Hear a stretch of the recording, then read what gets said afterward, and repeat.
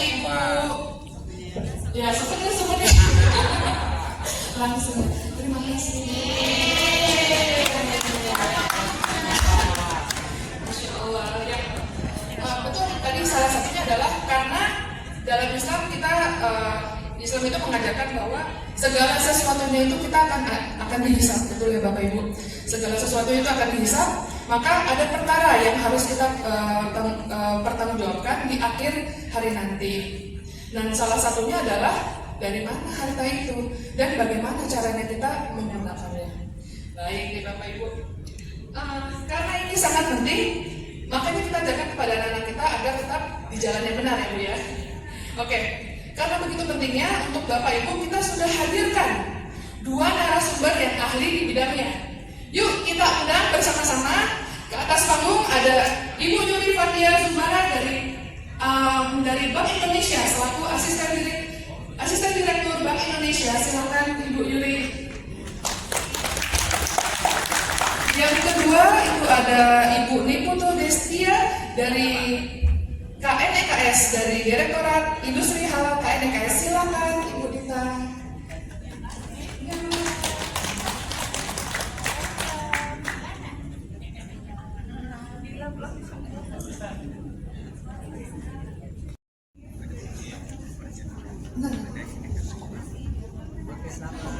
Oke, tunggu dulu foto. Nah, itu di dalam itu ada sebuah buku, bukan sebuah 3 buku sih sebenarnya. Nah, 3 buku dikeluarkan kita foto bareng-bareng ya.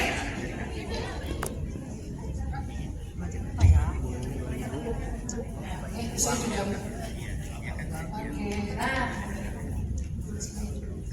Oke.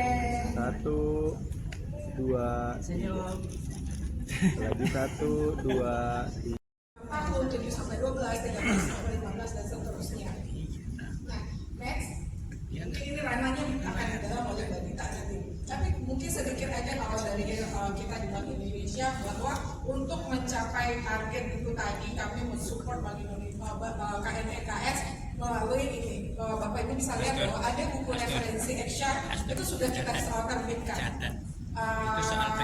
Mulai dari SMA, universitas, dan media sosial Bapak Ibu. Mungkin kita boleh buka ya Pak, buka Instagramnya masing-masing. Ada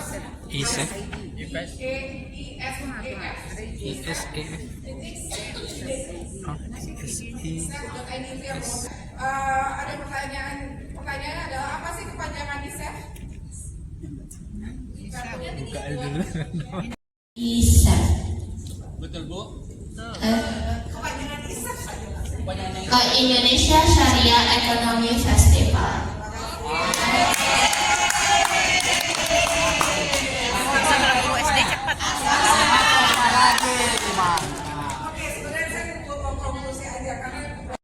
Kriteria yang nanti akan disampaikan lebih lanjut oleh narasumber, ada beberapa kriteria yang bisa diterapkan untuk membuat bagaimana sekolah ini menjadi sekolah ekonomi syariah.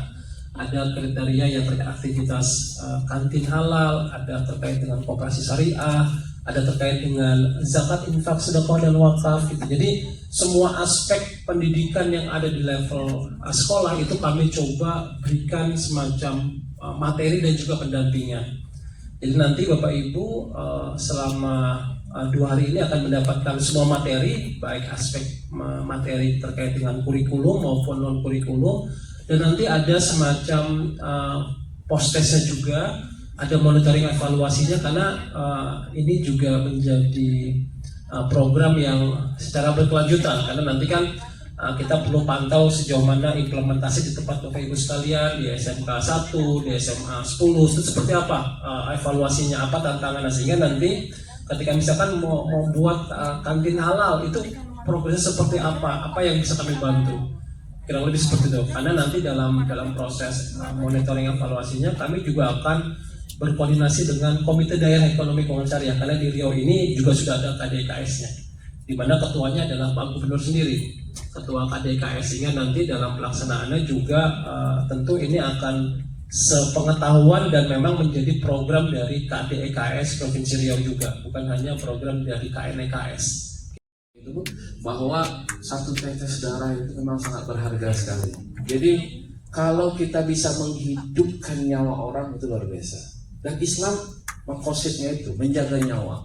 Maka orang yang membunuh satu orang dalam Islam itu dianggap membunuh semua manusia. Karena memang nyawa di dalam hidup dalam konsep kita berarti kita bisa membantu satu orang, kita sama dengan membantu semua manusia. Itu loh Bu. Jadi fikih muamalah sederhananya gitu.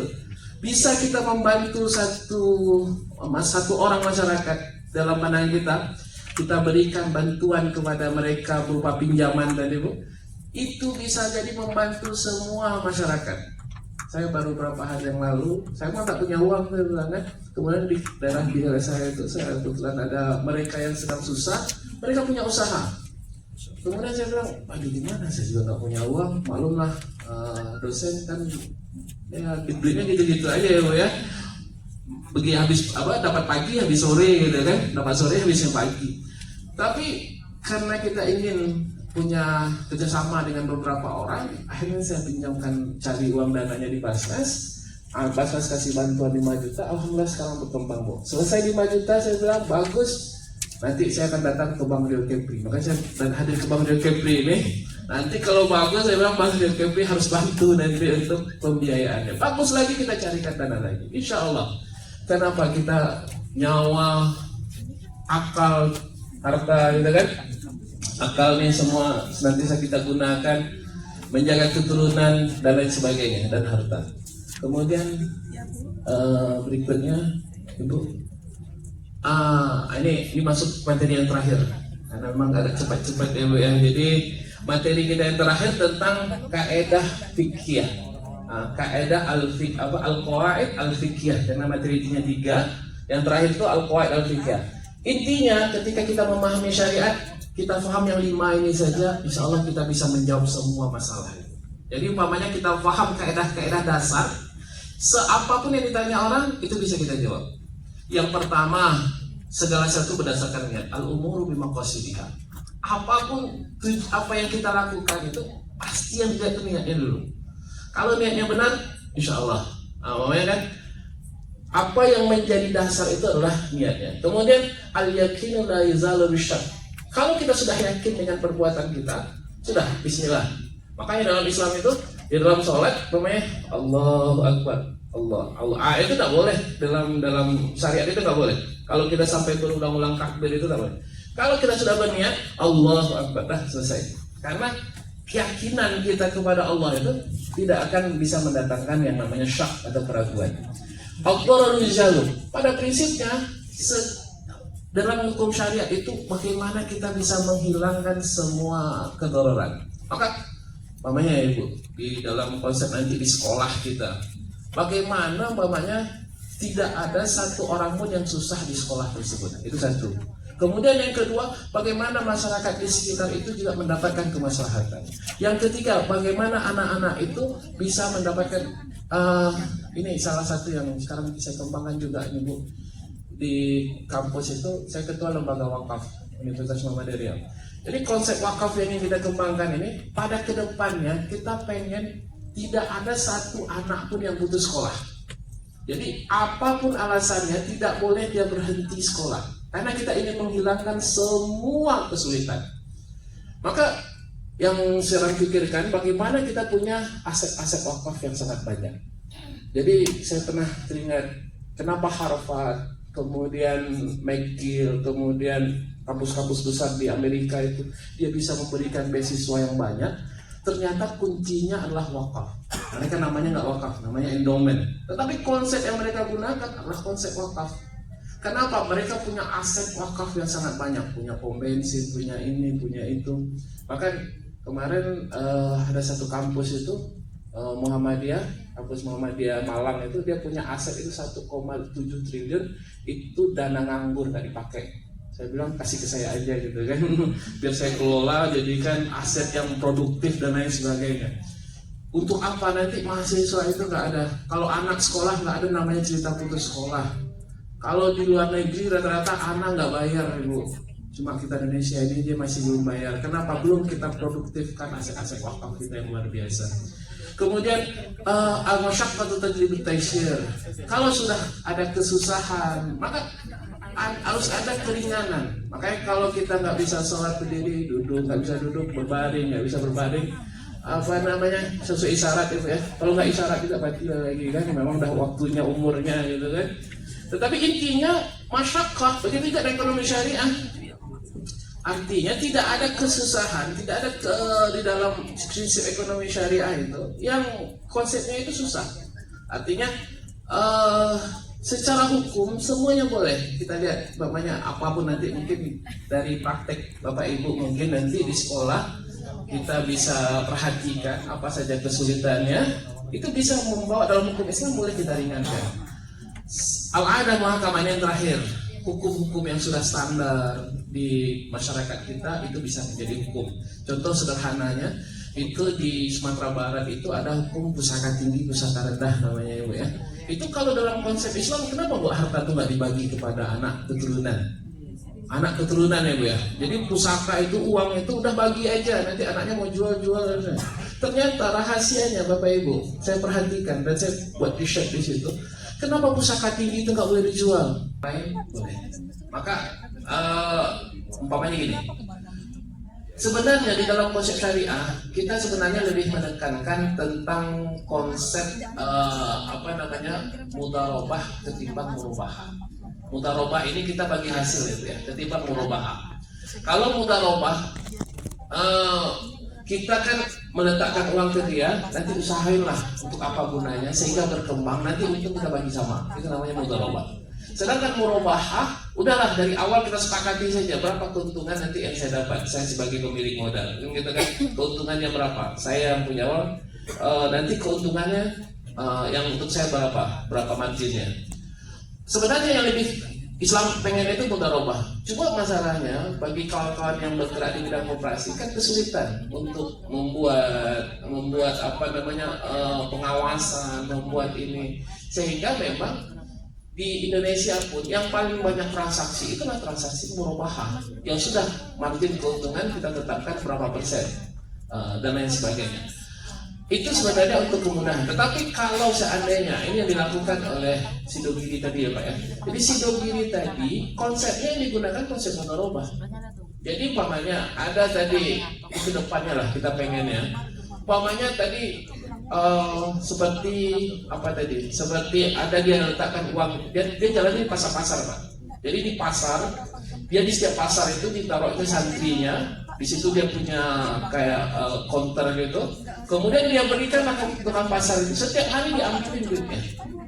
Jadi berapa keuntungan kira-kira? Makanya keuntungan saya sekian, udahlah nanti untuk bapak sekian, untuk saya sekian. Dan itu yang membuat dia berkembang. Tapi memang usahanya ekstrim, jadi tambah usahanya. Jadi kalau di sekolah ya nggak tahu mana yang lebih cocok digunakan gitu kan. Kalau bisa konsep mudharabah sebenarnya keuntungannya lebih besar dan sebagainya. Tapi secara usul fikihnya saja itu tidak ada masalah. Berapa persen pun yang kita ambil keuntungannya asal sama-sama ridho lah. Nah, kemudian yang kedua, kalau memang terasa sulit maka dimudahkan. Itu dalam konsep hukum fikih muamalah kita seperti itu. Kemudian ada keseimbangan dan lain sebagainya. Kemudian yang terakhir tentang konsep dalil sepakati dan disepakati, tidak disepakati. Ini kalau konsep yang disepakati ini kalau kita definisikan tadi Bapak Ibu, memang yang disepakati itu hanya dua, Quran dan Sunnah. Kita tidak bisa lepas daripada itu Quran dan Sunnah. Sedangkan yang lain, ijma saja. Ijma ini pun berbeda ulama dalam mendefinisikan ijma. Ada sebagian ulama mendefinisikan ijma itu hanya terjadi di zaman Rasulullah dan zaman para sahabat. Karena ketika itu ijma itu artinya mereka berkumpul di satu tempat di situ. Sehingga ini juga secara definisi tidak disepakati oleh semua ulama. Ada yang menyebutkan majelis ulama itu sudah melakukan ijma.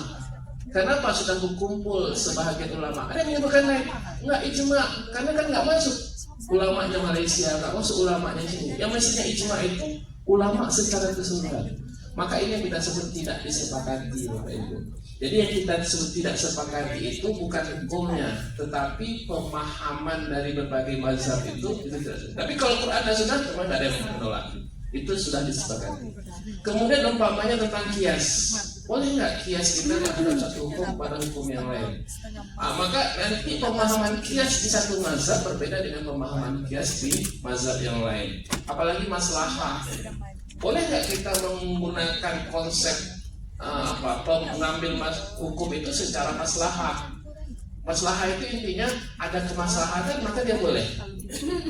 Walaupun nanti mungkin ada pertentangan dengan konsep yang lain umpamanya. Maka ini yang disebut antara berbagai macam pendapat para ulama itu mereka tidak sepakat dengan konsep tersebut. Ada yang menyetujui, ada yang tidak menyetujui. Ada yang mendukung, ada yang tidak mendukung. Ini yang kita sebut dengan konsep-konsep yang tidak disepakati. Tetapi tentunya di dalam kajian fikih kita berpedoman kepada jumhur ulama. Secara jumhur ulama menyebutkan kita bisa mengambil hukum dari yang disepakati dan tidak disepakati. Itu kalau dalam kesimpulan yang ingin saya sampaikan, bahwa yang disepakati itu sudah jelas kita ambil hukum dari situ. Yang tidak disepakati menurut para ulama ini kan sudah ijtihad. Dan dalilnya itu jelas ketika Rasulullah mengirimkan Mu'adz bin Jabal ke Yaman. Ketika itu, wahai Mu'adz, kalau seandainya kau mengambil hukum di sana, apa hukum yang kau ambil? Aku akan mengambil hukum dari Allah. Kalau tidak ada hukum dari Allah, aku mengambil hukum darimu Muhammad. Kemudian kalau seandainya engkau tidak menemukan satu masalah di situ, kemudian kamu tidak mendapatkan di dalam Quran, tidak mendapatkan dalam Sunnah, bagaimana? Maka katanya, asyahidu bi ra'yi wa la ali. Saya mengambil ijtihad dengan kemampuanku, dengan saya tidak melebih-lebih. Nah, ini dalilnya bahwa yang tidak disepakati itu boleh dalam hukum Islam. Nah, ini dalil sharih dari hadis yang Mu'adz bin Jabal. Dan terakhir apakah berkembang ini sangat berkembang. Yang terakhir ini berkembang adalah maqasid syariah. Maqasid syariah orang akan mencari terus tentang hukum-hukum itu, kemudian manfaatnya apa, kemaslahatannya bagi manusia apa, dan kira-kira seperti apa kita bisa memberikan. Yang menjadi mandat kami yang kemarin sudah seharian Bapak Ibu dengar bahwa survei literasi ekstraknya kita itu 23,3% dan yang melakukan survei itu adalah Bank Indonesia. That's why kami merasa berkepentingan untuk bertanggung jawab juga untuk meningkatkan angka tersebut di samping walaupun memang yang diamanahkan oleh Pak Wapres itu kepada Bapak Ibu di KNKS gitu. Tapi kita di Bank Indonesia juga merasa itu bertanggung jawab, makanya kami hadir bertemu dengan Bapak Ibu di sini. Nah, untuk memudahkan mendorong ekonomi syariah global itu ada pertumbuhan penduduk muslim khususnya muda itu tinggi. Kemudian pertumbuhan ekonomi syariah relatif lebih cepat khususnya pada waktu krisis ya Bapak Ibu. Kemudian adanya negara-negara lain dengan urusan umat yang besar. Kalau haji itu gimana? Kalau masing-masing kita pikir sendiri kan kacau Bu. Kita 300.000 orang Bu. 300.000 orang gimana? Jadi wajib, bukan wajib ya. Pemerintah ya mengintervensi 3 haji dengan kementeriannya dan undang-undangnya, zakat dengan undang-undangnya. Pertama Bu, undang-undang tahun 38 tahun 99 ini zaman Pak Habibie. Kemudian buat undang-undang baru yaitu nomor 23 tahun 2011. Nah, ada di proses lain, ada presiden, ada instruksinya, menteri adanya lagi, Basnas pun juga sendiri Bu. Regulasinya banyak dari RKT, pembentukan tata kerja. Jadi Bu, ibu-ibu semua, kami kan para muzaki semua, pasti muzaki semua. Tidak usah ragu dengan pengelolaan zakat. Nggak usah ragu. Ya Bu, termasuk haji Bu.